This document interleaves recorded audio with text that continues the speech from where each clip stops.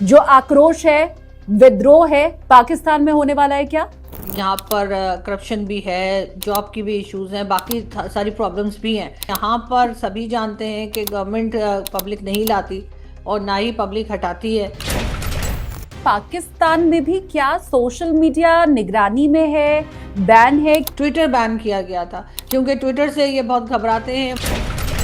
40 लाख से ज्यादा नागरिक पाकिस्तान के, जिसमें पत्रकार भी हैं, राजनेता भी हैं, आम नागरिक भी हैं, वो सभी फिलहाल सर्विलांस पे हैं। सरकार ऐसा कुछ करना चाह रही है, बल्कि कुछ चाइना मॉडल टाइप की चीज़ें भी यहाँ पर करने की कोशिश की जा रही हैं, जिससे कि सोशल मीडिया कंट्रोल हो पाए, लोगों के मोबाइल्स जो हैं वो टैप किए जा सकें।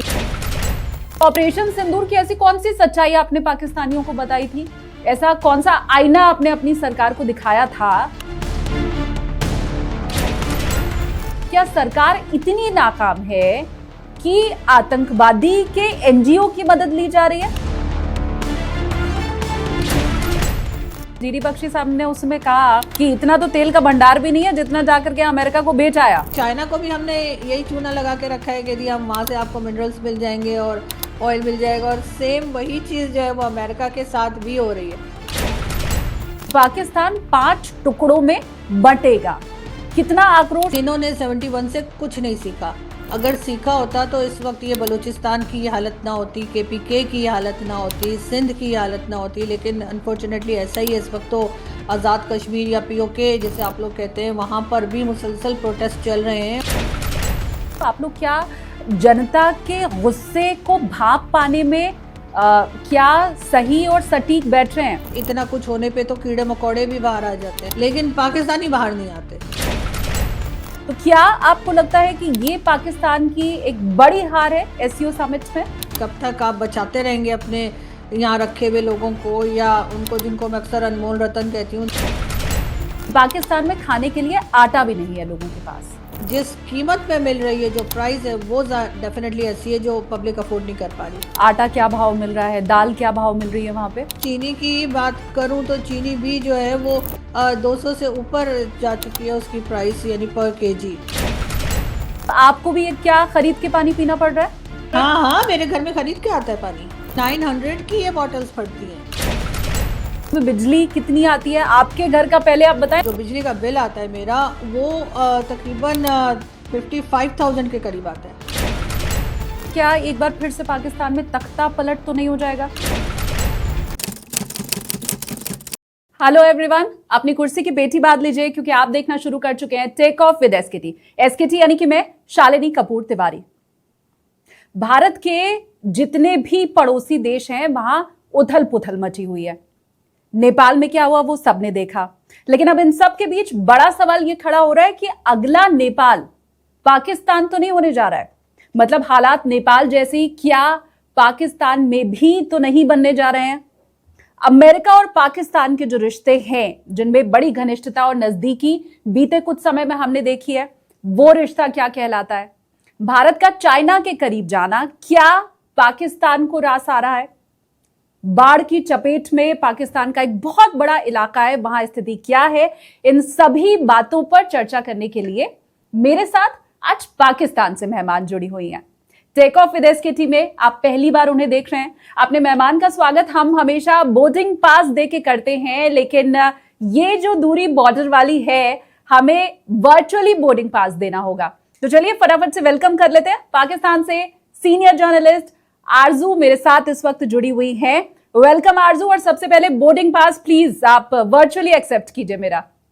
थैंक यू सो मच कि आपने इनवाइट किया, और बिल्कुल मैंने आपका बोर्डिंग पास जो है वो बिल्कुल एक्सेप्ट किया है। Thank you so much. Thank you आरजू। वैसे तो हम एक दूसरे मुल्क में जाना, एक दूसरे के साथ खेलना, बातचीत करना, तलखियां इतनी बढ़ गई हैं कि वो एक्सेप्ट हो नहीं पा रहा है, लेकिन हालचाल पाकिस्तान का आपके जरिए आज मेरे व्यूवर्स को मिलने वाला है। सबसे पहली बात तो मैं आरजू आपसे यही पूछना चाहती हूँ, क्योंकि देखिए नेपाल में जो भी हुआ, जेनजी आंदोलन जिसे हम कह रहे हैं, अब जेनजी भड़का क्यों? वहां भ्रष्टाचार है, वही स्थिति पाकिस्तान में है।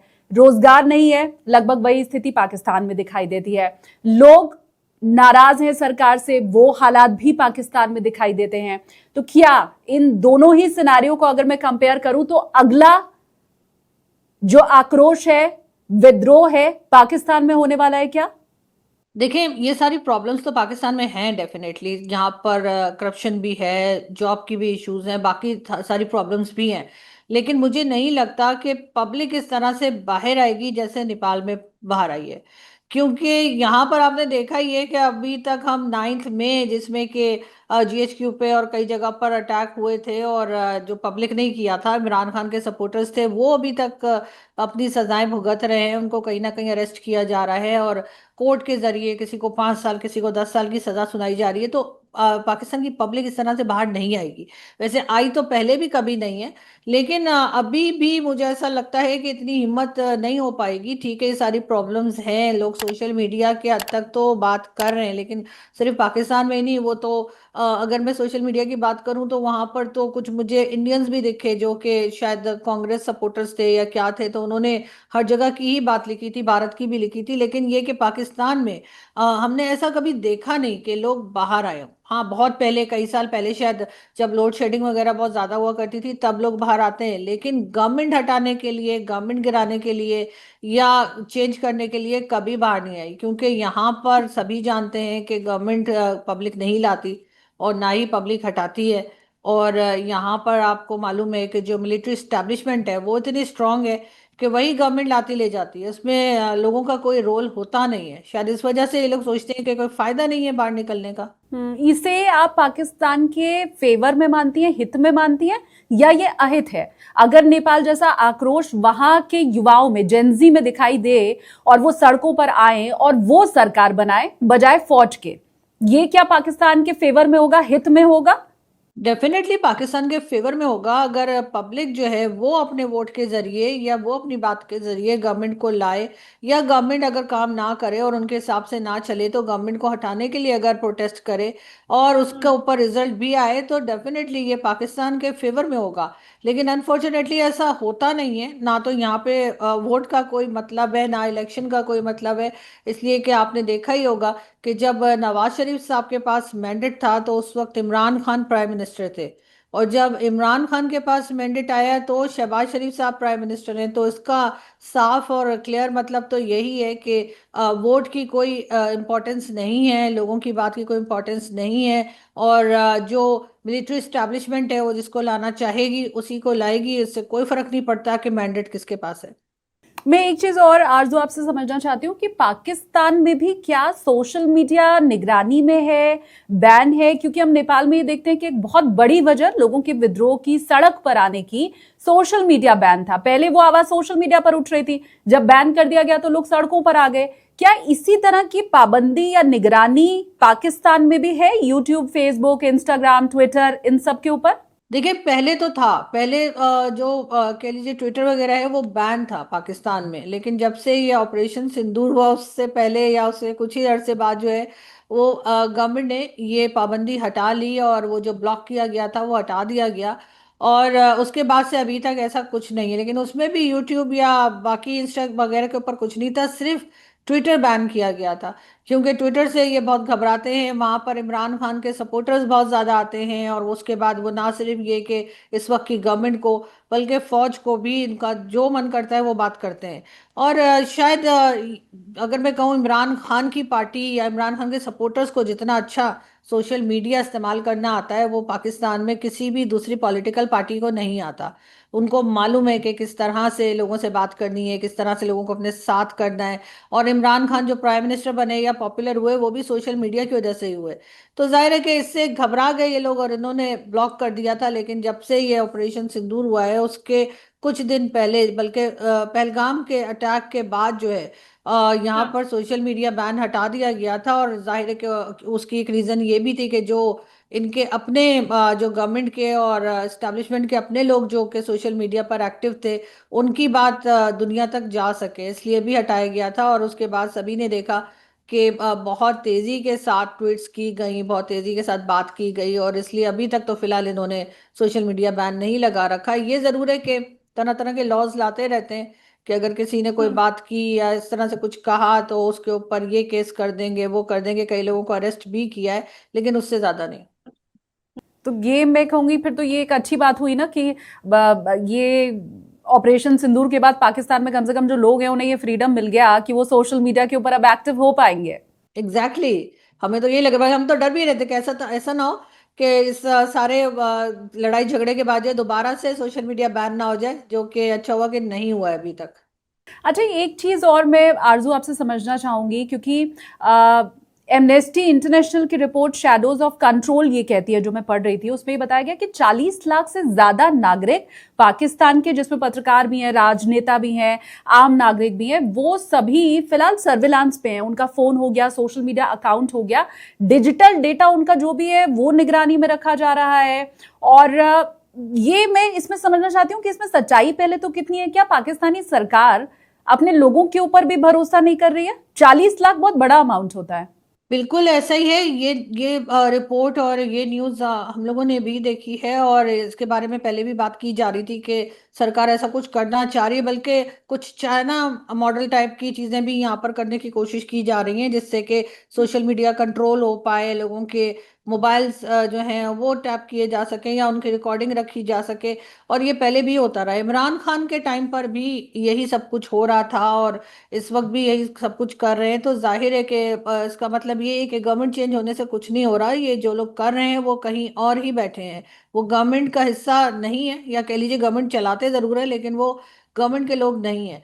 लेकिन यहाँ पर जाहिर इनको किस बात का डर है पता नहीं, लेकिन अपने ही लोगों से घबराहट जो है वो साफ जाहिर है। और सोशल मीडिया की वजह से बहुत चेंज आया है, लोग बात करने लगे हैं। पहले हम लोग 4-6 लोग थे जो यूट्यूब पर या कह लीजिए इंडियन टीवी पे या कहीं पर बात करते थे, तो लोग बड़े हैरान होते थे कि ये लोग कैसे बात कर लेते हैं पाकिस्तान में बैठकर, और ये क्या बात कर रहे हैं, क्योंकि इससे पहले तो कभी ऐसे लोग देखे नहीं थे इंडियन टीवी पे, जो गलत को गलत और सही को सही कहें। लेकिन अब सोशल मीडिया की वजह से बहुत लोगों में हिम्मत आई है, लोग बात करने लगे, लोग बढ़ बढ़ के ऐसी चीजें बात करने लगे जो हमने भी पहले नहीं सुनी थी। तो इसलिए इस वक्त ये एक बहुत बड़ा चैलेंज बन चुका है पाकिस्तान की स्टैब्लिशमेंट और पाकिस्तान की गवर्नमेंट के लिए कि वो सोशल मीडिया को कैसे कंट्रोल करे। शायद इसी वजह से इस किस्म की चीज़ें हो रही हैं कि कभी रिकॉर्डिंग करते हैं और कभी कंट्रोल करने की कोशिश करते हैं। ये चीज़ यहाँ पर चल रही है काफ़ी अरसे से। कभी आपको लगा आरजू कि आपका भी फोन टैप किया जा सकता है, आपके ऊपर भी निगरानी रखी जा रही हो? क्योंकि खासकर पाकिस्तान के जो भी हालात हैं, वो जितना खुल करके आप बोलती हैं, मुझे लगता है उतनी हिम्मत पाकिस्तान में दूसरे जर्नलिस्ट के पास नहीं है। ज्यादातर लोग तो अपनी सरकार का साथ देते हैं, देश के पक्ष में बोलते हैं, वो चाहे सही हो या गलत हो। लेकिन आप जिस तरह से मुखर होके बोलती हैं, तो आपका फोन टैप हो रहा है या आप भी निगरानी में है क्या? बिल्कुल डेफिनेटली फोन भी टैप हो रहा होगा और निगरानी में भी होंगी। मेरे बैंक अकाउंट जो हैं वो भी फ्रीज किए गए हैं, उसके साथ मेरी जो ट्रैवल डॉक्यूमेंट्स हैं उनको भी सील किया गया है गवर्नमेंट की तरफ से। मतलब मैं पाकिस्तान से बाहर ट्रैवल नहीं कर सकती। और मेरे बैंक अकाउंट्स जो हैं, बल्कि मेरे ही नहीं, मेरे पूरी फैमिली के, चाहे वो मेरे लॉज हों, चाहे वो मेरे भाई हों या मेरे और कोई रिलेटिव्स हों, हर तरफ इन्होंने अकाउंट्स जो हैं, बैंक अकाउंट जो हैं वो इन्होंने फ्रीज कर दिए हैं, और हम उसमें कोई किसी किस्म की ट्रांजैक्शन नहीं कर सकते। और एफआईए ने ऐसा किया है, एफआईए ने केस भी बनाए हैं। उसके साथ ही साथ जो है कई बार मुझे तो फ़ोन भी आए हैं एफआईए से, और कहा गया है कि जी आप हमारे ऑफिस हैं, कभी लाहौर बुलाते हैं, कभी इस्लामाबाद में कहा जाता है। इस तरह की थ्रेट्स आती रहती हैं, और इसीलिए मेरे घर के बाहर आप अगर कोई आए तो आपको दो जो है वो सीसीटीवी कैमरास मिलेंगे। और उसकी रीज़न ये नहीं है कि कोई मेरी गाड़ी चोरी हो जाएगी या कोई चोर आ जाएगा, वो इसलिए क्योंकि अगर कोई घर में दाखिल होता है, अगर कोई घर में ज़बरदस्ती दाखिल होता है, चाहे वो एजेंसी के ही लोग हों, तो एक रिकॉर्ड रखा जा सके। क्योंकि इससे पहले मेरे घर के साथ जो बिल्डिंग है वहाँ पर हमारे सीनियर जर्नलिस्ट असद तूर जो है वो रहा करते थे, और असद के घर में लोग गए हैं, उन्हें मारा पीटा है और उसके बाद चले गए हैं। तो वो सीसीटीवी फुटेज में वो आ गए। तो बल्कि असद ने ही मुझे एडवाइस किया गया है, और तो तुम भी कैमरा लगा लो, एटलीस्ट वो ये तो नहीं बोलेंगे कि तुम बाथरूम में गिर गई थी तो तुम्हारी हड्डियां टूट गई हैं। तो माय वो गॉड। यहाँ पर इस तरह से भी हम लोग रहते हैं, और लोगों को लगता है कि शायद हम बहुत खुल के बोलते हैं तो हमें कोई खतरा नहीं है। हमें हर तरह के खतरे रहते हैं, और कब तक नजर आ रहे हैं हम पता नहीं। लेकिन यहाँ पे चीजें जो हैं वो बहुत ज्यादा कंफर्टेबल नहीं है। लेकिन मैं तमाम ही हमारे जो जर्नलिस्ट बात करते हैं, आई डेफिनेटली से कि मेरे हमारे कंट्री के जो जर्नलिस्ट हैं बहुत बहादुर हैं। यकीनन बाकी कंट्रीज के भी होते होंगे, लेकिन हम लोग जिस तरह के इन्वायरमेंट में काम करते हैं, हम जिस तरह से बात करते हैं, तो मुझे लगता है शायद ही किसी जगह पर इस तरह के जर्नलिस्ट आपको मिलेंगे वरना अक्सर ऐसा होता है कि वो कहीं ना कहीं किसी पॉलिटिकल पार्टी के साथ, नहीं तो फिर मिलिट्री स्टैब्लिशमेंट के साथ मिल जाते हैं और फिर वो अपनी बात को पलट देते हैं। लेकिन हमारे यहाँ बहुत से आपको जर्नलिस्ट ऐसे मिलेंगे जो ऑपरेशन सिंदूर के बाद भी जिन्होंने अपनी बात वैसे ही रखी जैसे पहले रखते थे, जरा भी अपना जो पॉइंट ऑफ व्यू है वो चेंज नहीं किया। मैं दाद देती हूँ हिम्मत की आपकी आरजू, क्योंकि ये जितनी बातें आपने बताई इतना तो किसी को भी तोड़ने के लिए काफी होता है, और खास करके अगर वो एक फीमेल जर्नलिस्ट है। और आप कह रही हैं कि आपके इन लॉज के बैंक अकाउंट भी सीज कर दिए गए हैं, और इस तरह से कई मर्तबा आपको बुलाया गया है एक जगह दूसरी जगह, तो मुझे लगता है खास करके एक फीमेल जर्नलिस्ट को तोड़ देने के लिए या उसे शांत करा देने के लिए, उसका मुंह बंद कर देने के लिए इतनी वजहें तो काफी होती होंगी। मैं सैल्यूट करती हूँ और आपके हौसले की मैं दाद देती हूँ। ये आप मुझे एक बात बताएंगे आरजू, ये कितने साल से आपके बैंक अकाउंट फ्रीज हैं? ये बैंक अकाउंट इन्होंने इसी साल फ्रीज किए हैं। इस साल के स्टार्ट में इन्होंने जो है फ्रीज किए। मैंने ट्विटर पे लिखा भी था, वहां पे बहुत सारे हमारे जो मीडिया के लोग हैं, इवन हमारे कुछ पॉलिटिशियंस भी जो कि इस गवर्नमेंट के साथ नहीं है, उन्होंने भी वहां पे कमेंट किया और सबने कहा कि ये गलत कर रहे हैं और इन्हें ऐसा नहीं करना चाहिए। उसके बाद फिर हुआ ऑपरेशन सिंदूर और यूट्यूब चैनल्स बंद किए गए आपकी साइड से। तो आपको शायद पता हो या ना, लेकिन उसके कुछ अरसे के बाद पाकिस्तान में 27 चैनल्स ऐसे थे पाकिस्तान के जो पाकिस्तान की गवर्नमेंट ने खुद भी बैन कर दिए। उसमें भी मेरा चैनल शामिल था। तो मुझे कई लोग जो है वो इंडियन जर्नलिस्ट जो दोस्त भी हैं, उन्होंने ट्विटर पे लिखा भी कि आरजू तो दोनों जगह बैन हो गई है। तो उसके बाद जो है वो हमने ये किया, हम लोग जो जितने जर्नलिस्ट थे हमने खैर अलग अलग ही, लेकिन हम लोगों ने कोर्ट में जाकर और पिटीशन दायर की, इसलिए कि हमें ना बुलाया गया, ना हमें बताया गया, ना हमसे कुछ पूछा गया, और सीधे सीधे केस बनाकर कोर्ट के जरिए हमारे जो चैनल्स हैं उसके ऊपर बैन लगाने के लिए और उसको बंद कर देने के लिए यूट्यूब को लिख दिया गया। तो यूट्यूब वालों ने जो है हम लोगों को ईमेल किया और उसके बाद हमें पता लगा कि ये ऐसा कर रहे हैं। फिर हमने भाग दौड़ की, हमने अपने लॉयर्स खड़े किए और उसके बाद हायर कोर्ट में जाके अपील की कि जी ये ऐसा कैसे कर सकते हैं कि हमें ना बुलाएं, ना पूछें, ना बताएं कि हमने किया क्या है, और इस तरह से चैनल बैन किए जाएं पाकिस्तान में। तो उसके बाद एक एक करके हायर कोर्ट ने जो है वो जो पहले जो केस बना था उसको डिसमिस किया। तो हम तो यहाँ पर ये तक भुगतते हैं। हमारे यहाँ तो जो जर्नलिस्ट हैं वो बाहर भी अगर जो बहुत ज्यादा बात करते हैं, जो मेरा तो आपको पता, मैं तो मौलवियों को भी बोल देती हूँ, मैं तो एस्टेब्लिशमेंट को भी बोल देती हूँ, तो हम लोगों को थोड़ा सा बाहर निकलते भी एहतियात करनी पड़ती है कि ऐसा ना हो कि बाहर किसी किस्म की कोई प्रॉब्लम आए या कोई हिट करे या कुछ। तो यहाँ इस इन्वायरमेंट में हम लोग काम कर रहे हैं और उसके बाद ये कहते हैं कि जी कुछ नहीं है जी, यहाँ तो सब ठीक है। अगर सब ठीक होता तो क्या जर्नलिस्ट इस तरह से परेशान हो रहे होते हैं? आप सोचिए, किसी के आपने एकदम आपने उनकी जो है ना वो हर तरफ से उनके पैसे रोक दिए हैं, ना आप किसी रिलेटिव से ले सकते हैं, ना आपके खुद के हैं, ना कुछ है, इन्होंने ये हाल करके रखा हुआ है। और बैंक के साथ साथ वो जो आई थिंक इंडिया में भी होता होगा कि फोन के जरिए भी आपको कुछ पेमेंट आ सकती है। तो यहाँ पर भी जो फोन सर्विसेज होती है, जैसे जैज एक मोबाइल सर्विस है, तो उससे तो मेरा तो वो भी बंद है और आज तक बंद है। और किसी तरीके से नहीं खोल रहे और कह रहे हैं कि जी आप एफआईए में जाएं। और एफआईए जाने का मतलब ये है कि वो आपको बिठा भी सकते हैं, वो आपको अरेस्ट भी कर सकते हैं, फिर आप भागदौड़ करते रहिए। जब इमरान खान को इतने टाइम से रखा हुआ है तो हम लोग क्या चीज़ है? ठीक बात। और मुझे लगता है आपकी ये बात हिंदुस्तान में लोगों को सुननी चाहिए, भारतवासियों को ये पता चलना चाहिए कि जो फ्रीडम ऑफ स्पीच की हम बात करते हैं उसकी कितनी आज़ादी हमें मिली हुई है। हम मीडिया के फ्रीडम की जो बात करते हैं उसमें भारत फिर पड़ोसी मुल्कों से कितना आगे है। आपकी इन बात से ज़रूर जो भारतीय हैं उन्हें समझ में आएगा कि पाकिस्तान की क्या हालत है, और फिर वो ये समझ पाएंगे कि कैसे भारत में उनका ट्विटर पे उन्हें कुछ भी बोलना, वो चाहे जिस भी हिसाब से बात कह रहे हैं, सरकार की आलोचना कर रहे हैं, उन सबकी कितनी छूट मिली हुई है। आपने जो तस्वीर दिखाई उसके बाद हमें ये समझ आएगा कि भारत की जो तस्वीर है वो तो बहुत सुखद है। अच्छा, मुझे एक चीज आप और आरजू बताइए, क्योंकि आपने कहा कि ऑपरेशन सिंदूर के बाद ये बैंक अकाउंट सीज किया जाना या आपको और ज्यादा निगरानी में रखा जाना शुरू हुआ, तो ऑपरेशन सिंदूर की ऐसी कौन सी सच्चाई आपने पाकिस्तानियों को बताई थी? ऐसा कौन सा आईना आपने अपनी सरकार को दिखाया था? मैं मान के चल रही हूँ कि शायद आपने भारत के फेवर में कुछ कहा होगा, ऐसा था आरजू? देखिए, बैंक अकाउंट्स वगैरह तो ऑपरेशन सिंदूर से पहले के ब्लॉक कर दिए थे इन्होंने, उससे पहले ही ठीक ब्लॉक है। हो गया था।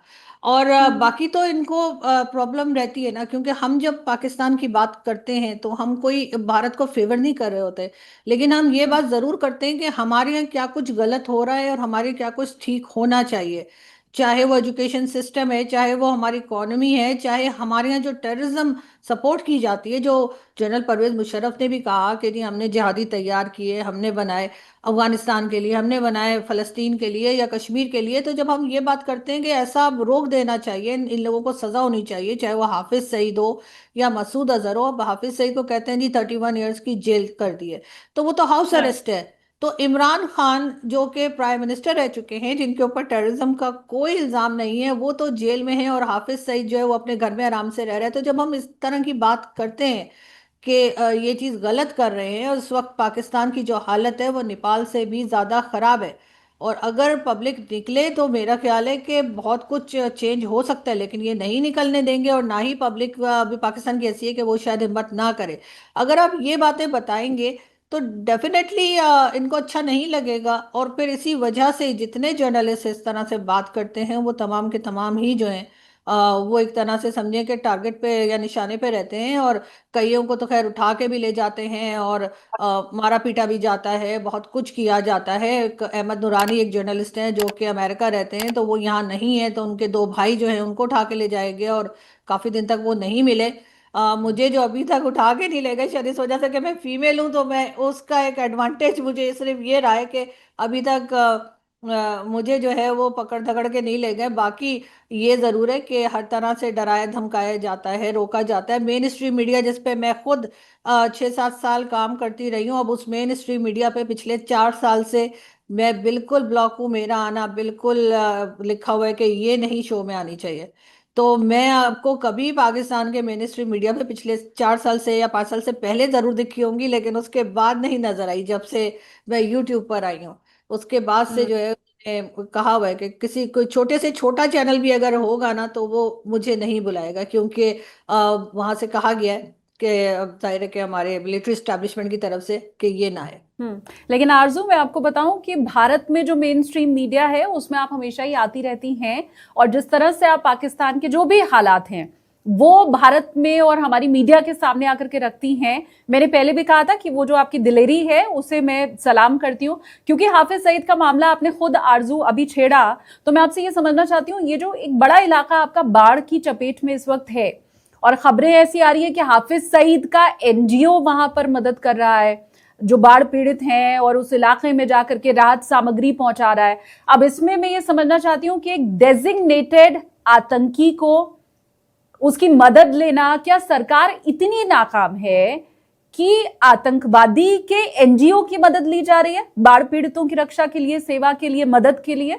देखें, हाफिज सईद जो है वो डेजिग्नेटेड टेररिस्ट है, ऐसा आप लोग कहते हैं, ऐसा यूएन में लिखा हुआ है, लेकिन ऐसा पाकिस्तानी तो नहीं मानते। अगर आप मेरी जगह किसी भी और पाकिस्तानी को बुलाएं, वो जो कि चाहे पीएमएलएन जो इस वक्त की पॉलिटिकल पार्टी है उनके मेंबर हों या किसी और पार्टी से हों, तो वो तो आपको यही बताएंगे कि हाफिज सईद तो हीरो है पाकिस्तान में जी, वो तो बड़ा नेक काम करते हैं, वो तो रिलीजन की बड़ी मदद कर रहे हैं, या रिलीजन के लिए काम कर रहे हैं, या वो तो कश्मीर की आज़ादी के लिए काम कर रहे हैं। उनको तो कोई बोलेगा ही नहीं कि ये टेररिस्ट हैं या इनको कोई सज़ा होनी चाहिए। और अगर आप उनसे ये पूछें, जो कि मैंने खुद सुना इंडियन टीवी पर, जो पीएमएलएन की एक गई थी, उन्होंने कहा कि जब एंकर ने कहा कि अच्छा अगर हाफिज सईद इतना हीरो है तो आप लोगों ने अरेस्ट क्यों कर रखा है, तो उन्होंने कहा कि वो इसलिए कि आप लोगों से बचाने के लिए, क्योंकि आप लोग अटैक कर सकते हैं, तो हमने उनकी जान बचाने के लिए उनको अरेस्ट कर रखा है। तो यहाँ तो इस तरह की बातें चलती हैं, आपको शायद अंदाजा नहीं है, लेकिन यहाँ पे इसी तरह के लोगों को सपोर्ट भी किया जाता है।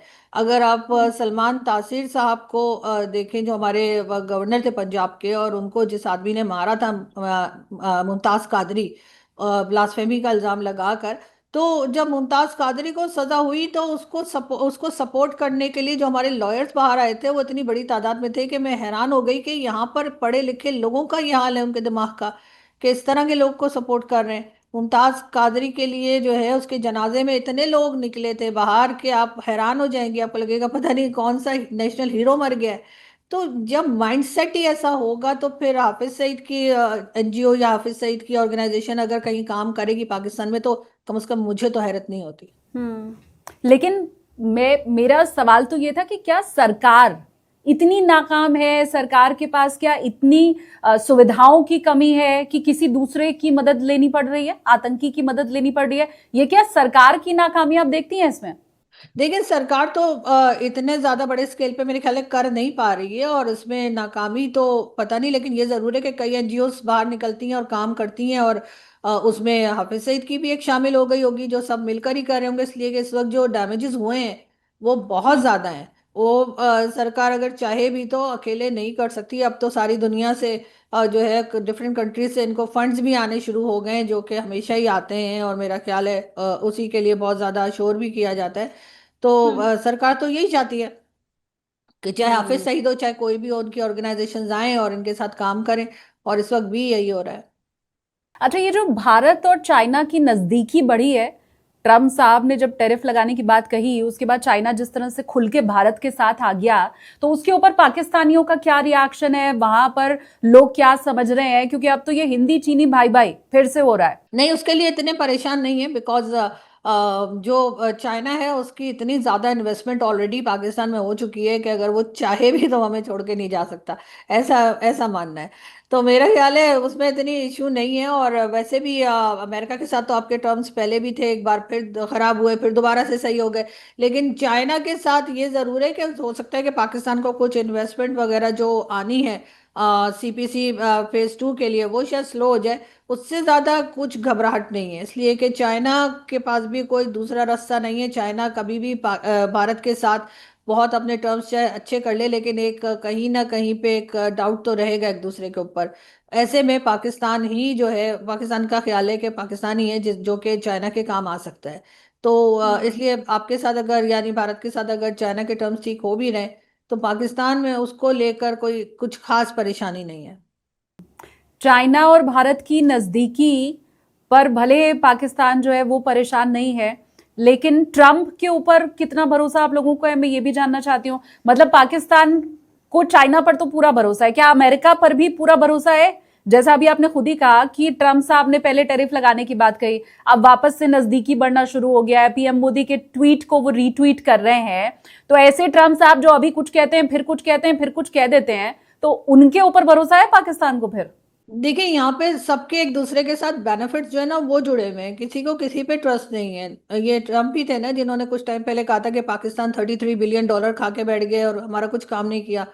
तो अब उसके बाद अचानक से ट्रम्प जो है वो तारीफ करना शुरू हो गए, फील्ड मार्शल को बुला लिया लंच पे, और इंडियन इकोनॉमी को डेड इकोनॉमी बोलने लगे। तो मेरा नहीं ख्याल कि ट्रम्प जो है वो दूसरे दिन क्या बात कर देंगे इसको लेकर। पाकिस्तान जो है वो बहुत ज़्यादा कॉन्फिडेंट है, या पाकिस्तान को कोई भरोसा है या ट्रस्ट है ट्रम्प के ऊपर। हम सिर्फ मेरा ख्याल है कि काम चला रहे हैं कि आज क्या मूड है ट्रम्प का, उस हिसाब से काम करते हैं। और उससे पहले अमेरिका के साथ तो हमने अफगानिस्तान के टाइम पर भी आप जानती हैं कि किस तरीके से काम किया था। तो उसी चीज को इस वक्त भी कैच करने की शायद कोशिश की जा रही है, चाहे ईरान को लेकर हो, या अब तो खैर कतर भी बीच में आ गया है।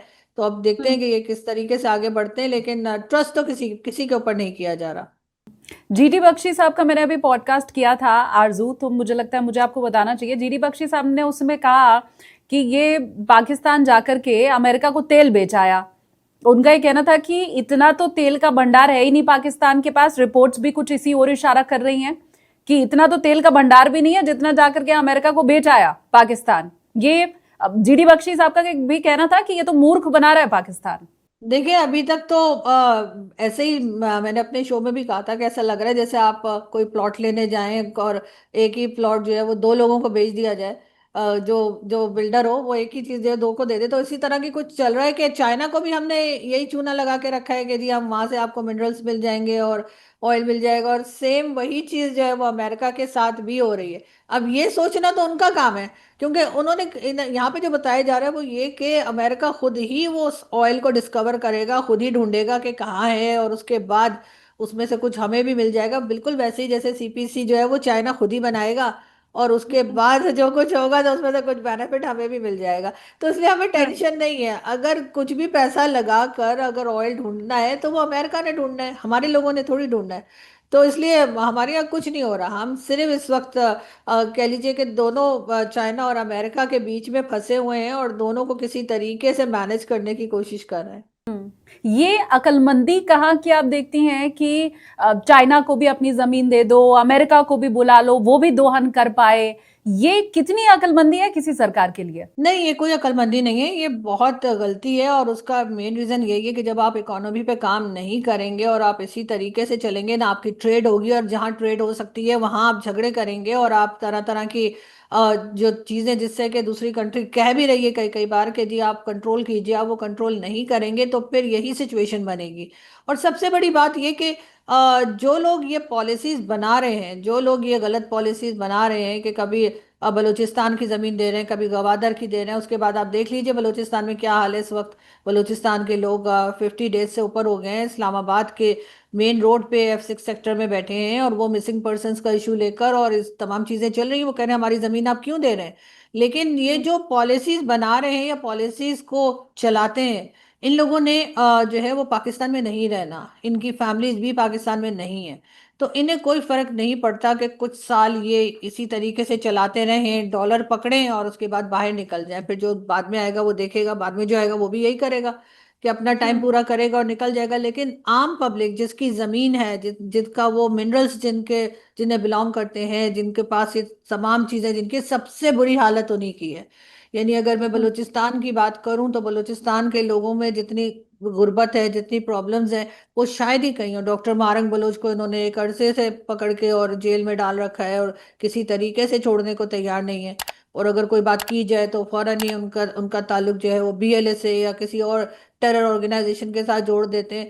तो वो इसीलिए क्योंकि ये नहीं चाहते कि वो लोग अपनी आवाज़ उठाएं या वो ये कहें कि जी ये जो आप यहाँ से मिनरल्स और बाकी चीज़ें जो आप कर रहे हैं उसका वहां पे जो आम सिटीजन है जिसकी वो जमीन है उसको कोई फायदा नहीं है।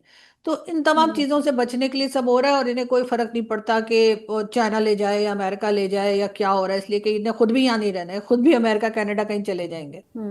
भगवान भरोसे चल रहा है पूरा मुल्क, पूरा पाकिस्तान। ये अगर कहूं मैं तो मुझे लगता है गलत नहीं होगा। एक चीज और, क्योंकि आपने खुद ही बलूचिस्तान की बात छेड़ी है यहाँ पर, तो मैं ये भी समझना चाहती हूँ आपसे आरजू की एक्सपर्ट्स ये कहते हैं, GD बख्शी साहब की अगर मैं बात करूं, आप पॉडकास्ट अगर मेरा देखें तो वो भी ये कह रहे हैं कि पाकिस्तान कई टुकड़ों में बढ़ सकता है। उसमें बलूचिस्तान हो सकता है, खैबर पख्तूनख्वा में भी लोग बहुत परेशान है, आवाज उठा रहे हैं। POK में हमने देखा है कि वहां पर भी किस तरह से विद्रोह रहा ही है। सिंध की हम बात कर लें, पंजाब प्रांत की हम बात कर लें, तो GD बख्शी साहब का भी कहना है, एक्सपर्ट्स भी ये कह रहे हैं कि पाकिस्तान 5 टुकड़ों में बंटेगा। कितना आक्रोश इन खास जगहों पर जिनका मैंने नाम लिया वहां के लोगों में है। गुर्बत की तो आपने खैर खुद ही अभी बात कह दी कि कैसे बलूचिस्तान के अंदर है, तो यहाँ की आवाम कितना परेशान है और वो क्या विद्रोह करने की स्थिति में है?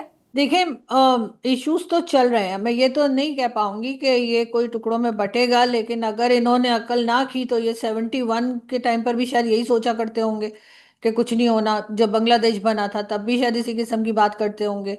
तो ये जो बार बार हमारे यहाँ कहा जाता है पाकिस्तान को तोड़ा नहीं जा सकता, तो जब मैं ये कहती हूँ कि पाकिस्तान तो 71 में ही टूट गया था तो लोगों को बहुत बुरा लग जाता है। लेकिन इन्होंने 71 से कुछ नहीं सीखा। अगर सीखा होता तो इस वक्त ये बलूचिस्तान की हालत ना होती, KPK की हालत ना होती, सिंध की हालत ना होती। लेकिन अनफॉर्चुनेटली ऐसा ही है इस वक्त। तो आज़ाद कश्मीर या POK जिसे आप लोग कहते हैं, वहां पर भी मुसलसल प्रोटेस्ट चल रहे हैं और ये लोगों को वहां पर भी अरेस्ट करते चले जा रहे हैं। लेकिन अपनी पॉलिसीज चेंज नहीं कर रहे, अपना बिहेवियर चेंज नहीं कर रहे। और इस तरीके से सिर्फ लोगों को डरा धमका के जो है कंट्रोल करना कब तक चलेगा पता नहीं। लेकिन ये जरूर है कि इस वक्त सिचुएशन काफी खराब है। क्या पाकिस्तान की सरकार, या मैं खुद आपकी भी बात करूंगी आरजू, आप लोग क्या जनता के गुस्से को भाप पाने में क्या सही और सटीक बैठ रहे हैं? ये सवाल इसलिए कि श्रीलंका में विद्रोह होता है, उसके पहले तक सरकार को भनक भी नहीं रहती है कि वहां ऐसा कुछ होगा। बांग्लादेश में जो स्थिति आई, जाहिर सी बात है सरकार की तैयारी भी पूरी नहीं थी और वो शायद यह आकलन भी नहीं कर पाई कि बांग्लादेश में यह स्थिति होगी। ठीक यही हाल नेपाल का भी हमने देखा, न सरकार की तैयारी थी और ना वो ये समझ पाई कि इस हद तक विद्रोह होगा। तो आप जैसा कह रही हैं कि पाकिस्तान में गुस्सा तो है लेकिन लोग विद्रोह करने की शायद स्थिति में ना हो, तो क्या ये आकलन आपका, आपकी सरकार का, वो गलत साबित होगा? देखिए, होने को तो कुछ भी हो सकता है पाकिस्तान में। यहाँ पे आप किसी भी चीज की गारंटी नहीं ले सकते कि ऐसा ही होगा। लेकिन ये जरूर है कि मैंने तो अपनी लाइफ में कभी पाकिस्तान की पब्लिक को बाहर आते नहीं देखा। कई बार तो हमारे दोस्त और हमारे साथ जो जर्नलिस्ट हैं वो कहते हैं कि इतना कुछ होने पे तो कीड़े मकोड़े भी बाहर आ जाते हैं। अगर उनका घर ऐसे बंद कर दिया जाए, उनके घर के बाहर आप आग लगा दें या कुछ कर दें, तो वो भी बाहर आ जाते हैं। लेकिन पाकिस्तानी बाहर नहीं आते। ये चीज इनमें बहुत अजीब है, और मुझे खुद भी अजीब लगती है कि बहुत ही कम लोग ऐसे हैं जो किसी भी चीज के लिए, थोड़ा बहुत प्रोटेस्ट के लिए बाहर आते हैं। वो भी मतलब बीच में इमरान खान के कुछ लोग निकले थे, लेकिन उनकी भी तादाद इतनी बड़ी नहीं थी। और जो उन्हें लीड कर रहे होते हैं वो भी बीच में से भाग जाते हैं। चाहे वो केपीके के चीफ मिनिस्टर हों, अली अमीन गंडापुर साहब, कई बार वो वहां से निकले कि जी हम इस्लामाबाद तक आएंगे केपीके से, इमरान खान के लिए प्रोटेस्ट करेंगे, लेकिन आधे रास्ते में ये लोग वापस चले जाते हैं। हमारे लोगों में शायद वो हिम्मत नहीं है, या कह लीजिए कि वो जज्बा नहीं है, या ऐसा कुछ नहीं है कि ये इस लेवल पे जैसे नेपाल में हुआ या जैसे टर्की में हुआ था और कई जगह होता है, तो ये बाहर निकले। ये बाहर निकलने वाले पब्लिक है ही नहीं। इनको कुछ भी कर दे, ये घर बैठे रहते हैं। ये बस टीवी पे देख लेते हैं, इनके लिए इतना ही काफी है। मैंने तो आज तक कभी लोगों को इस तरह से बाहर निकलते नहीं देखा, तो मुझे मुझे नहीं लगता कि बाहर आएंगे। वो दिलेरी आए, मैं तो चाहती हूँ यही कि, क्योंकि इस तरह की दिलेरी की जरूरत हर मुल्क को होती है, हर देश को होती है। और जहाँ की जनता अगर घरों में सिमट कर बैठ जाए तो बड़ा बुरा हाल होता है। एक चीज और मैं आपसे समझना चाहती हूँ आरजू, क्योंकि एससीओ समिट में हमने देखा कि पाकिस्तान ने ये कहा कि पड़ोसी जो देश हैं उनकी संप्रभुता का हम सम्मान करते हैं, हम जो वहां की नीति है, अखंडता है, उसका हम सम्मान करते हैं। और हमने देखा उसी एससीओ समिट में किस तरह से आतंकवाद के ऊपर घेरा भी गया और आतंकवाद की निंदा भी हुई उसी मंच के ऊपर। तो क्या आपको लगता है कि ये पाकिस्तान की एक बड़ी हार है एससीओ समिट में? नहीं, मुझे लगता है कि पाकिस्तान ये बातें कई जगह पर और कई समिट्स में जो है वो सुनता चला आ रहा है। अब टाइम वो आ गया है कि अब इनको इसके ऊपर एक्शन करना चाहिए। कब तक आप बचाते रहेंगे अपने यहाँ रखे हुए लोगों को, या उनको जिनको मैं अक्सर अनमोल रतन कहती हूँ, जो हमने पाले हमने बनाए, उनके ऊपर अब एक्शन करने का टाइम आ गया है। क्योंकि पाकिस्तान अब खुद भुगत रहा है। बनाए तो ये गए थे कि जी किसी और कंट्री में जाके हंगामा करेंगे, किसी और जगह जाकर नुकसान करेंगे, लेकिन अब तो ये अपने ही सर पे जब पड़ने लगे, तो इन्होंने सारा का सारा उठाकर अफगानिस्तान पे डाल दिया कि जी जो अफगान सिटीजन हमारे आए हैं ये तो वो कर रहे हैं, ये जो अफगानिस्तान है ये तो वो कर रहा है, ये तो टीटीपी कर रहा है। तो ये टीटीपी बनाई किसने थी? टीटीपी से बनता क्या है? तहरीक तालिबान पाकिस्तान। ये जो बीएलए है ये किसने बनाई? उसके साथ ये टीएलपी जो लोगों को जिंदा जला देते हैं स्वात में, और कई जगह पे टीएलपी वालों ने रिलीजन के नाम पे लोगों को जिंदा जला दिया, मार डाला। तो ये इन्हीं ने तो बनाए हैं। और ये जिस वक्त इनका मन करता है ये आकर बीच जो है वो फैजाबाद चौक जो इस्लामाबाद और पिंडी को जोड़ता है वहां पर बैठ जाते हैं, और जिस वक्त इनको कहा जाता है उठ के चले जाते हैं। कई फुटेजेस हमने देखी, आपने भी यकीनन कई फोटोज देखी होंगी जिसमें आर्मी के लोग इनको एनवेलप्स दे रहे हैं पैसों के। तो ये कौन लोग हैं? ये इन्हीं के बनाए हुए लोग हैं ना। तो अगर ये कंट्रोल करना चाहें तो ये इनको कंट्रोल कर सकते हैं। लेकिन ये जब नहीं कंट्रोल करेंगे, अब जब अपने ही सर पे ये सब लोग आके फटना शुरू हो गए हैं, तो अब इनको अचानक से याद आया कि ये टेररिस्ट हैं। वरना अगर आपको याद हो तो ये वही लोग हैं जिन्हें हम फ्रीडम फाइटर कहा करते थे। हम कहते थे जी ये तो अपनी आज़ादी की जंग लड़ रहे हैं, ये तो अपने राइट्स के लिए लड़ रहे हैं। लेकिन अब जब वो यहीं लड़ना शुरू हो गए तो इन्हें याद आया कि ओह ये तो टेररिस्ट है। तो जब आप दूसरे के लिए जो है वो फ्रीडम फाइटर और अपने लिए टेररिस्ट करेंगे टेररिस्ट को, तो जाहिर है कि फिर प्रॉब्लम तो फेस करनी होगी। अब कहाँ कहाँ पे बातें सुनेंगे, तो मेरा ख्याल है कि अब थोड़ी सी पॉलिसीज चेंज करनी पड़ेगी और इनको कंट्रोल करना होगा।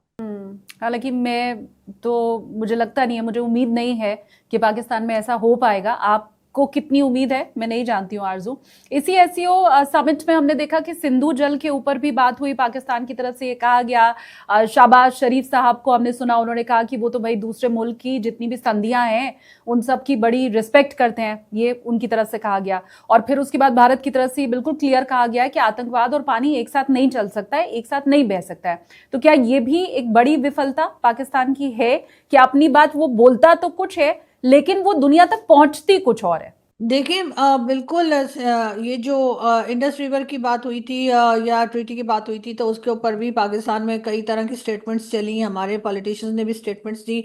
लेकिन बात फिर वहीं पर आ जाती है कि कहीं ना कहीं हिंदुस्तान पाकिस्तान को बैठकर बात करनी पड़ेगी और इस चीज़ में से निकलना होगा। और उसके लिए जाहिर है कि पाकिस्तान को कई स्टेप्स लेने होंगे, जिसमें टेररिज्म की बात जो बार बार भारत की तरफ से की जाती है, जब तक आप एक्शन के जरिए कुछ साबित नहीं करेंगे, तो सिर्फ ये कह देने से कि नहीं हम तो ऑपरेशन कर रहे हैं, हम तो ये कर रहे हैं, ये कहने से काम नहीं चलेगा। जब तक कि मैं तो कई बार कह चुकी हूँ कि हाफिज सईद मसूद अजहर एक आध लोग भारत के हवाले कर दें, किस्सा खत्म करें। लेकिन उसके लिए भी जाहिर है तैयार नहीं है। लेकिन ये एक बहुत सीरियस इशू है। जाहिर है पानी अगर आप लोग रोक देंगे, या पानी का इशू पहले ही पाकिस्तान में बहुत ज्यादा है, तो डेफिनेटली ये इनको बहुत भारी पड़ेगा गवर्नमेंट को। ये गवर्नमेंट अगर गई तो मेरे ख्याल है ये पानी के ऊपर ही जाएगी। आईफोन 17 आया है आरजू। मैं देख रही थी पाकिस्तानी रुपयों में, जब मैं कीमत देख रही थी तो मुझे लगा नहीं कि वहां पे बहुत ज्यादा लोग खरीद पाएंगे। आपने चेक किया है क्या प्राइस है आईफोन 17 का? मेरा ख्याल है 5 लाख से ऊपर है। लेकिन मेरे ख्याल है 14 15 भी ऐसे ही कुछ था। पहले जो आईफोन्स थे उनकी भी प्राइस ऐसे ही आसपास थी, और लेने वाले ले लेते हैं। अगर जिसने लेना होगा तो डेफिनेटली वो ले पाएगा। ये गिरता हुआ जो पाकिस्तानी रुपया है उसे लेकर पाकिस्तानी लोग क्या कहते हैं, वहां के आवाम का क्या सोचना है? जाहिर है कि सब यही समझते हैं कि पाकिस्तान को अपनी इकोनॉमी पे बहुत सीरियसली काम करने की ज़रूरत है। और जैसे पहले इमरान खान थे, तो इमरान खान ने जो इकोनॉमिस्ट रखे थे अपनी पार्टी में, शुरू में जब इमरान खान आए थे, तो वो अहमदिया थे। और इमरान खान के ऊपर इतना प्रेशर हुआ कि उन्होंने उनको एक वीक के अंदर ही हटा दिया।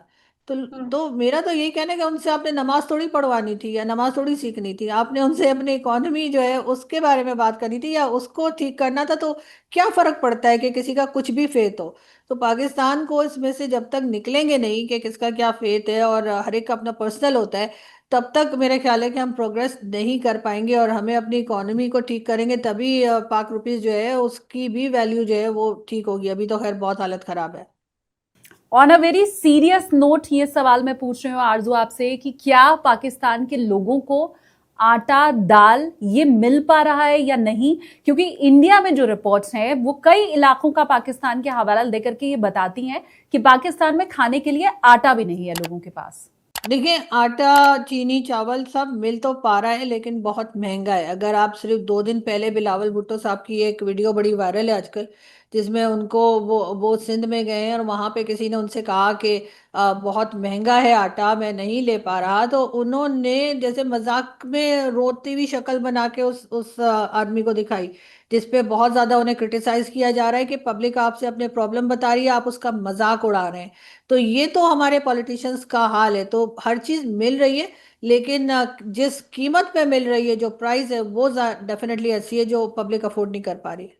आप अगर प्लीज हमें बताएं कि अभी क्या रेट चल रहा है, आटा क्या भाव मिल रहा है, दाल क्या भाव मिल रही है वहां पे? देखिए हर जगह का जो है वो डिफरेंट है। अगर मैं सिर्फ चीनी की बात करूं तो चीनी भी जो है वो 200 से ऊपर जा चुकी है उसकी प्राइस, यानी पर केजी। और इसी तरीके से आटा भी जो है मेरे ख्याल है 235 जो है इस तरह से बताया जा रहा था। उसका उसकी रेट भी आटे की जो है ये बताई जा रही थी, जो 10 केजी का बैग होता है। और इसी तरह हर चीज वो आप पाकिस्तान में जो है ना वो वीकली प्राइसेस चेंज होती हैं। ऐसा नहीं होता कि आप एक वीक जाएंगी तो आपको कुछ मिलेगा और दूसरे वीक जाएंगी तो वही प्राइस मिलेगी। और कोई पूछने वाला नहीं है कि जी ये प्राइस आपने कैसे बढ़ा दी है और किसके कहने पे बढ़ा दी है। और उसके बाद जो टैक्स लगाया जाता है, जो उन दुकानदारों पे टैक्स होता है जो चीजें बेच रहे हैं, वो टैक्स भी वो आम पब्लिक से लेते हैं। अगर किसी ने उसके ऊपर टैक्स है और 12 रुपए फॉर एग्जांपल टैक्स है, तो वो अपनी जो चीज बेचेगा उसमें वो 12 रुपीज जो है वो भी ऐड कर देगा। यानी वो भी आम जनता ही देगी, वो दुकानदार नहीं देगा। तो उस दुकानदार का कोई या उस शॉपकीपर का कोई नुकसान नहीं हो रहा। वो नुकसान सिर्फ और सिर्फ पब्लिक का हो रहा है। यहाँ पर हर चीज, चाहे वो मेडिकल की हो, चाहे वो आम जिंदगी की चीजें हो, हर चीज इतनी महंगी हो गई है कि यहाँ पर लोग जो हैं वो बहुत मुश्किल में है। लेकिन हमारी गवर्नमेंट को अगर आप सुने तो वो यही कहेंगे कि बड़ी खुशहाली चल रही है। यहाँ पर जो मिडिल क्लास है वो तो तकरीबन खत्म हो गई है। यानी 45% से नीचे पॉवर्टी लाइन के नीचे लोग रह रहे हैं, 45% से ज्यादा लोग। तो कितना माय बच गॉड। गया मतलब। ये मैं नहीं कह रही, ये रिपोर्ट है बाकायदा पाकिस्तान के ऊपर कि 45% से ज्यादा लोग जो है वो पॉवर्टी लाइन के नीचे रह रहे हैं, लेकिन हमारे लोगों को कोई फर्क नहीं पड़ रहा। हमारी जो गवर्नमेंट है, या हमारे वो लोग जिनके हाथ में पैसा आता है IMF का, वर्ल्ड बैंक का, उन्हें कुछ भी नहीं फर्क पड़ता, बल्कि उसके साथ ही वो अपने निकल पड़ते हैं, कभी कनाडा में, कभी UK में, कभी कहीं पे अपनी प्रॉपर्टीज लेने के लिए। पेट्रोल का भी मैं चाहती हूँ अगर आप हमें बता सकें क्या भाव चल रहा है, क्योंकि जाहिर सी बात है पेट्रोल का दाम ज्यादा होगा तभी जो बाकी चीजें हैं वो महंगी मिल रही हैं वहां पर। देखिए, पेट्रोल का भी जैसे मैंने आपसे कहा ना, एक दिन गवर्नमेंट जो है वो 6 रुपए कम कर देती है, दूसरे दिन 12 रुपए बढ़ा देती है। इस तरह से यहाँ पर वीकली ये पेट्रोल की प्राइस जो है वो भी बढ़ती और कम होती रहती है। अभी भी मेरे ख्याल है 273 पर लीटर चल रही है। और माय उसके बाद गॉड। गवर्नमेंट का जब मन करेगा वो बोलेंगे जी चले जी 6 रुपीज कम कर दिए हैं, उसके अगले दिन फिर बढ़ा देंगे। लेकिन वो सिर्फ पेट्रोल की प्राइस नहीं होती है, पेट्रोल के साथ हर चीज बढ़ जाती है। पानी तक बढ़ जाता है। हम लोग तो यहाँ पे पानी भी खरीद कर पीते हैं ना, लोगों के घरों में जो पानी आता है तो वो पीने काबिल तो नहीं होता, तो लोगों को तो पानी भी खरीदना पड़ता है। जो पीने का यानी ड्रिंकिंग वाटर जो है वो भी खरीदना पड़ता है। तो आप उसको ही समझ लीजिए कि वो कितना महंगा जो है लोगों को पड़ रहा है, कि जब हमें एक पानी का गिलास भी हमें फ्री का ना मिलता हो। हाँ, ये पानी जो आप खरीदने की बात करिए ये गांव के और दूर दराज इलाके में या शहरों में भी है, मतलब आपको भी ये क्या खरीद के पानी पीना पड़ रहा है? हाँ हाँ, मेरे घर में खरीद के आता है पानी। क्या बात कर रही हैं? वीकली वीकली बॉटल्स आती हैं वीकली, बिल्कुल। लीटर की पीने बॉटल्स जो होती पीने है का वो। पानी आरजू आप खरीद के पीती हैं? हाँ, हम पीने का पानी खरीद के पीते हैं। और माय गॉड। वीकली आती है, और वीकली आती है ये बॉटल्स। मुझे तकरीबन वीकली मुझे 900 की ये बॉटल्स पड़ती हैं। मैं हैरान हूं आरजू, तो ये चुनावी मुद्दा नहीं होता है क्या कि हम घरों तक पीने का पानी पहुंचाएंगे? यहाँ क्या, आपको अगर बलूचिस्तान में आप जाएं, आपको बलूचिस्तान में भी, जिसको कि ये कहते हैं कि जी CPC बना रहे हैं और ये कर रहे हैं वो कर रहे हैं, वहां पर भी लोगों के पास पीने का पानी नहीं है साफ। तो पानी की सप्लाई कैसे होती है? पानी की सप्लाई होती भी है आरजू? पानी की सप्लाई जो होती है ना, या बोरिंग की हुई है, बहुत से लोगों ने बोरिंग कर रखी है, और कई जगह सप्लाई होती है, तो वो पीने का तो नहीं होता, वो पानी पीने काबिल तो नहीं होता वो। माय उससे आप गॉड। ठीक है, आप डिश वॉशिंग कर सकते हैं, आप कपड़े धो सकते हैं, आप हो सकते हैं नहावा भी सकते हैं, लेकिन आप पी नहीं सकते उस पानी को। ड्रिंकिंग वाटर नहीं है वो। आप अगर कंफर्टेबल हो आरजू, आप क्या मुझे ये बता पाएंगी कि आप कौन से इलाके में रह रही हैं पाकिस्तान में? मैं इस्लामाबाद में हूँ। मैं मेन जो कैपिटल है इस्लामाबाद, वहां पर रहती हूँ। मैं हैरान हूं कारजू, 2025 ये चल रहा है और भारत पाकिस्तान एक साथ आजाद हुए थे और इस्लामाबाद के इलाके में आप खरीद कर पानी पी रही हैं? जी। हे भगवान। जो कि कैपिटल है पाकिस्तान का। और ये सिर्फ यहाँ की बात नहीं है, आपको पूरे पाकिस्तान में इसी तरह से लोग पानी खरीद के पीते हुए मिलेंगे। हम्म। अच्छा। जगह पे गवर्नमेंट ने फिल्टर लगाए, लेकिन वो भी इस काबिल नहीं होते, फिल्टर का पानी भी इस काबिल नहीं है कि उसको पिया जा सके। कुछ लोग लेते हैं वैसे, फिल्टर से भी भर के लाते हैं, फिर जाते हैं फिल्टर से अपनी बॉटल्स भरते हैं, फिर घर आते हैं। लेकिन मेजोरिटी जो है वो तो इसी तरीके से, मैं मेरे पास तो टाइम नहीं मिल जाके फिल्टर में पानी भरती रहूं। लेकिन हाँ, ये जरूर है कि घर पे पानी जो है सप्लाई होती है। नेस्ले का पानी आता है, और भी कई कंपनीज के आते हैं। और ये ड्रिंकिंग वाटर हम जो टैप से आता है पानी, वो तो हम नहीं पी सकते, हम तो कुकिंग में भी इस्तेमाल नहीं करते। My God. ये क्योंकि बिजली पानी सड़क ये तो बेसिक नीड होती है और मुझे लगता है हर, मतलब मैं एज एन इंडियन तो यही समझती हूँ कि ये सबसे बड़ा चुनावी मुद्दा होता है। हमने पानी की बात कर ली, फिर अब जब ये चर्चा चली रही है आरजू, तो ये भी बता दें कि इस्लामाबाद में बिजली कितनी आती है आपके घर का, पहले आप बताएं तब तो मैं पाकिस्तान का पूछूंगी। देखें, बिजली का भी लोड शेडिंग तो नहीं हो रही है अभी, बिजली तो ठीक आ रही है। लोड शेडिंग का नहीं है, लेकिन हाँ बिल बहुत बड़े बड़े आते हैं। अभी मैं जहाँ रहती हूँ इस्लामाबाद में, F11 के सेक्टर में, तो यहाँ पर ये अपार्टमेंट है जहाँ पे मैं हूँ। और अगर मैं देखूँ तो इसमें 2 बेडरूम अपार्टमेंट है ये। और इसका जो रेंट आता मतलब जो बिजली का बिल आता है मेरा, वो तकरीबन 55,000 के करीब आता है। My God, 55,000 per month? Per month 55,000 per month. और मैंने लास्ट ईयर मैंने ट्विटर पे लगा दिया था, तो लोग कह रहे थे कि ये पूरे साल का बिल है। मैं कहा नहीं, एक मंथ का है। आरजू, इतना तो साल का भी नहीं होता है भारत में।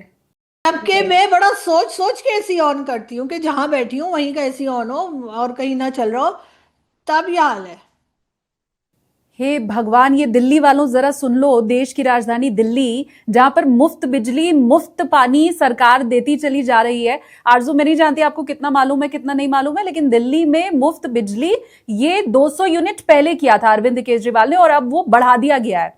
ऐसे ही जो पानी है उसकी भी एक लिमिट है कि आप 10,000 लीटर, मेरे ख्याल से वो उतना अगर आप खर्च करते हैं, 20,000 लीटर, शुरुआत में 10,000 लीटर था, बढ़ा के 20,000 लीटर कर दिया गया। इतना अगर आप इस्तेमाल करते हैं तो आपको पानी का बिल नहीं देना पड़ेगा, बिजली का बिल नहीं देना पड़ेगा। और उसके बाद भी 55,000 रुपया 2 BHK में आरजू साल का बिल नहीं भरता है एक भारतीय। महीने की तो खैर मैं बात ही क्या, कैसे कैसे जी कैसे रहे आप लोग? पता नहीं ऐसा ही है कि बस लोग इसी तरीके से जी रहे हैं और यही मुश्किल है। और ये तो मैं आपको कम बता रही हूँ, मतलब मेरा तो 55 से ज्यादा भी कई बार आ जाता है, लेकिन और लोगों का भी यही हाल है। और मेरी मेड जो है वो, उसकी बेचारी की सैलरी जो है वो 12,000 है और उसका बिजली का बिल 15,000 का आता है। और वो मुझे कल मुझे कह रही थी कि मेरा 15,000 बिजली का बिल आया है। और मतलब यहाँ पर यही इन्होंने कर रखा है। कुछ हालात जो है ना वो इस काबिल नहीं है कि आम इंसान जो है वो जी सके या ये कह सके कि हाँ जी हम बड़ी अच्छी। इसीलिए तो 45% से ज्यादा लोग पॉवर्टी लाइन के नीचे हैं। और क्या रीजन बनी है? क्योंकि जो लोग जब लोगों का आप ये हाल कर देंगे कि उनके इलेक्ट्रिसिटी के बिल इस तरह से आएंगे तो डेफिनेटली वो पॉवर्टी लाइन के नीचे ही चले जाएंगे ना, ऊपर कैसे रह पाएंगे? क्या मतलब, मुझे तो नहीं सुन के लग रहा है आरजू कि कुछ हालात बदलने वाला है। बदलेगा भी तो कितना बदल जाएगा? पाकिस्तानी उम्मीद कर रहा है? नहीं, कोई उम्मीद नहीं कर रहा। ये गवर्नमेंट ही है जो कहती रहती है कि बड़ा कुछ ठीक हो जाएगा और लोग बड़े खुशहाल हो जाएंगे, लेकिन हमने तो अभी तक जो सिचुएशन है वो उसको बिगड़ता हुआ ही देखा है, बनता हुआ नहीं देखा। लोग यहाँ पर भी लोग ऐसे हैं जिनके पास, बहुत सारे लोग ऐसे जिनके पास जॉब नहीं है, बेरोजगार हैं, परेशान हैं। मेडिकल अगर जरूरत पड़ जाए तो लोगों का और बुरा हाल हो जाता है कि मेडिकल बहुत महंगा है। सब कुछ चीज़ें ऐसी चल रही हैं, लेकिन मेरा ख्याल है कि गवर्नमेंट का, जैसे मैंने आपसे कहा कि क्योंकि ये लोग यहाँ रहते ही नहीं है, ये चले जाएंगे कोई कनाडा कोई अमेरिका, तो इन्हें कोई परवाह नहीं कि आम पब्लिक क्या करती है। और इतने बुरे हालात पर जब आपके नेता अमेरिका पहुंचते हैं तो जाकर के कहते हैं सिंधु का पानी रोका तो हम तोड़ देंगे, हम फोड़ देंगे, हम परमाणु शक्ति वाले देश हैं, परमाणु हमला कर देंगे। आटा दाल है नहीं खाने को, और बातें ऐसी आरजू। देखिए, ये पॉलिटिकल स्टेटमेंट्स होती है ना, ये तो देनी ही है। मैं तो कई बार कहती हूँ कि भाई अपनी इकोनॉमी को ठीक करें, अपने लोगों की हालात को ठीक करें, उसके बाद कोई बात करें। ये सिर्फ बार बार न्यूक्लियर वेपन्स की बात क्या सुनाते हैं? वो जो भुट्टो साहब ने कहा था ना कि हम घास खाएंगे लेकिन एटम बम बनाएंगे, तो आज हम घास ही खा रहे हैं। ये भी मुझे बताएं कि क्या एक बार फिर से पाकिस्तान में तख्ता पलट तो नहीं हो जाएगा? क्योंकि असीम मुनीर के हालात तो ऐसे ही लग रहे हैं, और जो स्थिति आप पाकिस्तानियों की, पाकिस्तान की बता रही हैं, वो भी इसी ओर इशारा कर रहे हैं। एक और बार तख्ता पलट पाकिस्तान में? देखें, पाकिस्तान में कुछ भी हो सकता है, इससे पहले भी कई बार हुआ है, तो मैं ये तो नहीं कह सकती कि नहीं हो सकता। लेकिन कब होगा या कैसे होगा ये कुछ कहा नहीं जा सकता, क्योंकि हर गवर्नमेंट आके यही कहती है कि जी हम बहुत मजबूत हैं। जुल्फिकार अली भुट्टो से लेकर इमरान खान तक सबको लगता था कि इन्हें कोई नहीं हटाएगा। इमरान खान को भी लगता था कि वो 10 साल के लिए आए हैं। और इसीलिए जब हमने इमरान खान के ऊपर क्रिटिसिज्म किया या इमरान खान को उस वक्त जो कुछ फैसले ले रहे थे उस पर कहा कि गलत है, तो उनके लोगों ने बहुत बुरा भला कहा, बहुत कुछ सुनाई मुझे और मेरे जैसे कई दूसरे लोगों को, क्योंकि उनको लगता था कि वो 10 साल के लिए आए हैं तो हम कुछ भी कर लें। लेकिन इमरान खान 10 तो क्या 5 साल भी नहीं रह पाए। तो अब इसी तरीके से आगे भी यही लगता है कि शहबाज शरीफ साहब भी जो है वो शायद अपना जो टेन्योर है वो कंप्लीट ना कर पाए। लेकिन कब हटाए जाएंगे पता नहीं, सबकी नज़रें उधर ही लगी हैं। हमें तो रोज ही लगता है कि बस आज गए और अभी गए, लेकिन चलते जा रहे हैं। देखें कब तक चलाती है इनको। जाहिर है कि अब तो अमेरिका जो है वो भी पाकिस्तान की गवर्नमेंट को चेंज करने में उनका भी काफ़ी रोल रहता है। तो अभी फिलहाल तो इन्होंने ट्रम्प से बना के रखी है, तो चलने देंगे या हटाएंगे? मुझे एक बात और बताएं, क्योंकि हम तो सैटेलाइट तस्वीरों में ही जितना देख पाते हैं उतना देख पाते हैं, अंदर की बात आप बेहतर बताएंगी। ये ऑपरेशन सिंदूर के बाद जितने एयरबेस ध्वस्त किए भारत ने पाकिस्तान के, वो सब रिपेयर हो गए हैं क्या? ये तो मुझे नहीं मालूम कि वो रिपेयर हो गए या नहीं, लेकिन डेफिनेटली हो ही गए होंगे, क्योंकि बैठे तो नहीं रहेंगे ना इसी तरीके से। तो मेरा ख्याल है कि रिपेयर हो गए होंगे, लेकिन उसकी भी डिटेल्स पाकिस्तानी मीडिया में इतनी ज्यादा नहीं आई है। हाँ, मोदी जी ने कई बार कई मंच से ये कहा, आरजू आपने जरूर सुना होगा, कि ऑपरेशन सिंदूर खत्म नहीं हुआ है, इसे रोका गया है, पॉज है ये। एक बार नहीं कई बार मोदी जी ने कहा। तो उनका ये कहा जाना कि ऑपरेशन सिंदूर अभी सिर्फ पॉज किया गया है, क्या पाकिस्तानियों में खौफ रहता है? नहीं, खौफ नहीं है। वैसे जिस वक्त ऑपरेशन सिंदूर हुआ था उस वक्त भी पाकिस्तानी खौफजदा नहीं थे। यूजुअली हमारे लोग जो है ना वो इस तरह की चीजों से डरा नहीं करते, क्योंकि ये अब पहले भी होता रहा है। रोज की बेसिस पे तो हम अफगानिस्तान से लड़ रहे हैं। रोज अफगानिस्तान से अटैक्स चल रहे हैं, टीटीपी के अटैक चल रहे हैं, केपीके में जो हाल खराब है, बलूचिस्तान में हर वक्त अटैक चलते रहते हैं। तो मेरा ख्याल है ऐसे में बीच में अगर भारत भी आ गया और भारत ने भी अटैक कर दिया तो उससे आम पब्लिक में तो कोई मैंने खौफ नहीं देखा। लेकिन ये जरूर है कि लोग चाहते हैं कि हमारे जो बॉर्डर्स हैं वो एकदम पीसफुल रहे, हमारे बॉर्डर्स के ऊपर जो है टेंशन ना हो, और हमारे अफगानिस्तान हो चाहे ईरान या भारत सबके साथ टर्म्स बेहतर हो, ऐसा जरूर चाहते हैं। लेकिन पाकिस्तानियों में कुछ भी हो, लेकिन एक चीज जरूर है कि डरते नहीं है किसी भी चीज से। मैं तो आरजू यही कहूंगी माफी के साथ कि जीते जी स्थिति इतनी बदतर है कि वो मौत से भी बुरे हालात हैं, तो शायद इसीलिए मौत का खौफ नहीं होगा। मतलब मैं तो यही समझ पा रही हूं, जो आपने अभी पूरी स्थिति बयां की है पाकिस्तान की, उसके बाद मैं तो हालांकि मुझे लगता है यही कह पाऊंगी। एक चीज और आपसे समझना चाहती हूँ, ट्रंप क्या नोबेल शांति पुरस्कार के काबिल हैं, लगता है आपको? पाकिस्तान ने तो जाके समर्थन कर दिया। देखिए, वो तो खैर उनको खुश करने के लिए कर दिया होगा, लेकिन मुझे तो नहीं लगता, इसलिए कि ये वही ट्रम्प है ना जिन्होंने ईरान के ऊपर अटैक किया। ये वही ट्रम्प है जो और कई कंट्रीज में लड़ाई चल रही है और उसको सपोर्ट करते जा रहे हैं। और चाहे वो फलस्तीन हो, चाहे वो रशिया हो, या और कई जगह पे जो लड़ाई चल रही है उसको सपोर्ट कर रहे हैं। तो मुझे तो नहीं लगता, लेकिन बहरहाल हमारे यहाँ से जो लोग गए थे अमेरिका, उन्होंने ये सजेशन दिया था, उन्होंने उनको नॉमिनेट किया है। तो मेरा ख्याल है उनसे कोई काम होगा तो उनको कह दिया होगा, या हो सकता है ट्रम्प नहीं कहा हो कि आप ऐसा बोल लें, तो उन्होंने फिर ट्रम्प को खुश करने के लिए ये स्टेटमेंट दे दिया। वरना मेरा तो नहीं ख्याल कि एक ऐसा प्रेसिडेंट जो कि कई दुनिया में कई कंट्रीज में इन्वॉल्व है लड़ाई झगड़े में या वहाँ पे लड़ाई करवाने में, उसको जो है वो नोबेल पीस प्राइज की तरफ जाना चाहिए। कभी चीन को खुश करना, कभी अमेरिका को खुश करना, अपनी आवाम को भी जरूर खुश करना चाहिए, मैं तो यही कहूंगी। एक चीज और मुझे आप बताइए कि हमारे जो आर्मी चीफ है ना, उन्होंने रामभद्राचार्य जी, हमारे यहाँ धर्मगुरु एक हैं, उन्हें ये वायदा किया था, क्योंकि मैंने पॉडकास्ट रामभद्राचार्य जी का भी किया था, जब दीक्षा लेने हमारे आर्मी चीफ उनके पास गए तो उनसे बदले में गुरु दक्षिणा में रामभद्राचार्य जी ने पीओके मांगा, और हमारे आर्मी चीफ ने उन्हें यह वायदा किया कि 2 साल में लाके दे दूंगा। स्टेक आपका इस पर क्या है? नहीं, मुझे नहीं लगता कि पीओके जो है उसके ऊपर इस तरह से सिर्फ बात करके के ला देंगे, ऐसा कुछ हो पाएगा। लेकिन ये ज़रूर है कि कश्मीर के ऊपर जो है वो डेफिनेटली डायलॉग होना चाहिए, बातचीत होनी चाहिए और इसका कोई हल निकलना चाहिए, क्योंकि सबसे मेन इशू यही है हिंदुस्तान पाकिस्तान के बीच में। लेकिन कोई हम वहाँ से जम्मू कश्मीर ले लेंगे जो हमारे यहाँ बोला जाता है, या आप लोग ले लेंगे, तो वो इतना आसान नहीं है, मुझे नहीं लगता कैसा हो पाएगा। बातें भी मुझे नहीं लगता है आरजू हो पाएगी। वो बड़ा फेमस गाना है, कस्में वादे प्यार वफा सब बातें हैं, बातों का क्या, क्योंकि इसके पहले भी कई मर्तबा दोनों देशों के बीच में बातचीत हो चुकी है, हल तो बहरहाल तब भी नहीं निकला था। मुझे आप ये बताएं कि एक तरफ तो आपकी सरकार है, जैसा आपने खुद कहा कि ट्रंप को खुश करने के लिए कह दिया होगा, और दूसरी तरफ हमारे यहाँ मोदी जी हैं जो ट्रंप का कई बार फोन भी नहीं उठाते हैं। अब आखिरकार ट्रंप साहब ने खुद कह दिया कि वो बात करना चाहते हैं भारत के साथ, या मोदी जी के ट्वीट को भी उन्होंने रीट्वीट किया है। तो एक तरफ आपकी सरकार और दूसरी तरफ वही पाकिस्तानी, जब मोदी जी को देखते हैं, उनके फैसलों को देखते हैं, तो क्या वहां भी उनकी तारीफ होती है?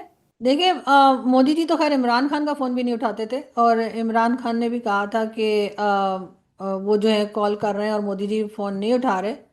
मगर ये जरूर है कि अब आगे किस तरह से चला जाएगा। लेकिन मोदी जी खैर फेमस तो हैं पाकिस्तान में, ऐसा तो नहीं है कि पाकिस्तान में फेमस नहीं है। पाकिस्तान में काफ़ी लोग उन्हें पसंद भी करते हैं, लेकिन जाहिर है कि बहुत से लोग ऐसे भी हैं, गवर्नमेंट के भी और गवर्नमेंट के बाहर भी, जो उन्हें पसंद नहीं करते। लेकिन कई लोग जो है वो उनकी उनकी तारीफ करते हैं। इवन इमरान खान की भी जब गवर्नमेंट चली गई थी तब भी इमरान खान ने कहा था कि मोदी जी के बारे में कि वो करप्ट नहीं है, उनके ऊपर किसी किस्म का करप्शन के कोई चार्जेस नहीं है। अपने लोगों के लिए उन्होंने बहुत काम किया है पाकिस्तान के लिए, चाहे पॉलिसीज हमें पसंद ना आए।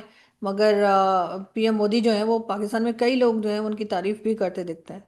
अब क्योंकि आरजू मैं लैंडिंग की बात हमेशा अपने पॉडकास्ट में करती हूँ, टेक ऑफ की बात करती हूँ, तो अब हम लैंडिंग की ओर आगे बढ़ते हैं।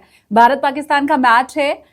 सिर्फ एक छोटा सा सवाल आपसे ये जानना चाहती हूँ कि क्या भारत पाकिस्तान के बीच में क्रिकेट मैच के या फिल्म एक्टर एक्ट्रेस, ये जो सारा व्यापार चल रहा होता है, आप उसके फेवर में रहती हैं? मैं बिल्कुल फेवर में रहती हूँ। मुझे लगता है कि कहीं ना कहीं एक विंडो जो है वो ओपन होनी चाहिए, कहीं ना कहीं एक विंडो रखनी चाहिए कि बातचीत हो सके। जाहिर है कि हम पड़ोसी हैं, आप ना आप लोग कहीं और जा सकते हैं ना हम कहीं और जा सकते हैं। तो कम से कम थोड़ा सा एक स्पेस ऐसी रहे जहाँ पर हमारे लोग मिल सकें, बात कर सकें। अब देखें ना, मैं और आप भी बात कर ही रहे हैं। तो इस तरीके से मेरा ख्याल है कि फिल्म्स हो या क्रिकेट हो, वो होनी चाहिए। मीडिया को एक दूसरे से डिस्कनेक्ट नहीं करना चाहिए, ये भी मैं चाहती हूँ। क्योंकि जब से ऑपरेशन सिंदूर हुआ, बल्कि उससे भी पहले जब से आप लोगों ने मीडिया बैन किया है, बहुत से मेरे जो इंडियन फ्रेंड्स हैं, मीडिया फ्रेंड्स हैं, वो पूछते रहते हैं कि वहाँ पर क्या हो रहा है या वहाँ क्या बात हुई है। जबकि उससे पहले वो आराम से ट्विटर पे और यहाँ वहाँ जो हमारे चैनल्स हैं उसको चेक कर लिया करते थे। तो मेरे ख्याल है मीडिया बैन करने से कुछ फ़ायदा नहीं होता है। इनको जो है वो अनबैन या अनब्लॉक ही रहना चाहिए, ताकि हम एक दूसरे को देख सकें कि हम बात क्या कर रहे हैं। वरना पहले एक ज़माने में जब इंडियन मीडिया पाकिस्तान ने बैन किया था, तो मेरे फादर भी जर्नलिस्ट थे, तो वो कहते थे कि ये पाकिस्तान अजीब कंट्री है जो सुनना ही नहीं चाहता कि उसके बारे में जो दूसरी तरफ जिन्हें हम दुश्मन समझ रहे हैं वो हमारे बारे में बात क्या कर रहे हैं। तो मेरे ख्याल है मीडिया भी बैन नहीं होना चाहिए और स्पोर्ट्स भी चलती रहनी चाहिए। हालांकि मैं भारत का पक्ष, मुझे लगता है ये लैंडिंग के समय जरूर आपके सामने आरजू रखना चाहूंगी।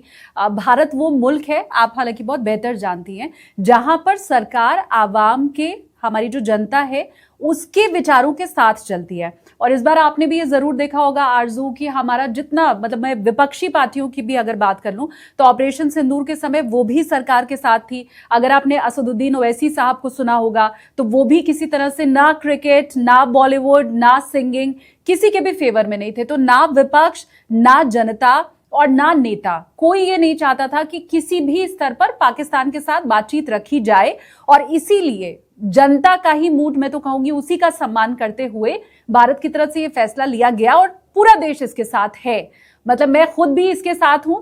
ये मैं बहुत उससे कह रही हूँ आरजू, क्योंकि आपने कहा कि नहीं बंद होना चाहिए, तो ये कहते हुए मुझे भी तकलीफ हो रही है अगर मैं ये कह रही हूं कि मैं तो नहीं चाहती कि ये बातचीत खुले। ये अच्छी बात जरूर है कि अभी हम दोनों बात कर रहे हैं, मैं तो आगे भी आपसे बात करना चाहूंगी, क्योंकि यहाँ की असल तस्वीर मैं आपको बता सकती हूँ और वहां की असल तस्वीर आप मुझे बता सकती हैं, जो आज आपने किया भी। बहुत शुक्रिया आरजू आपका। दोबारा हम फिर मुलाकात कर पाए ऐसे ही वर्चुअली, मैं एक और बार आपको अपना बोर्डिंग पास दे पाऊं, ये मैं चाहूंगी। शुभकामनाएं आपको देती हूं कि हौसले के साथ आप ऐसे ही काम करती रहें पाकिस्तान में भी, और ये जो पाबंदियां लगी हुई हैं वो जरूर ब्रेक हो सकें। थैंक यू सो मच कि आपने इनवाइट किया। बहुत शुक्रिया। Thank you Aarzoo, thank you.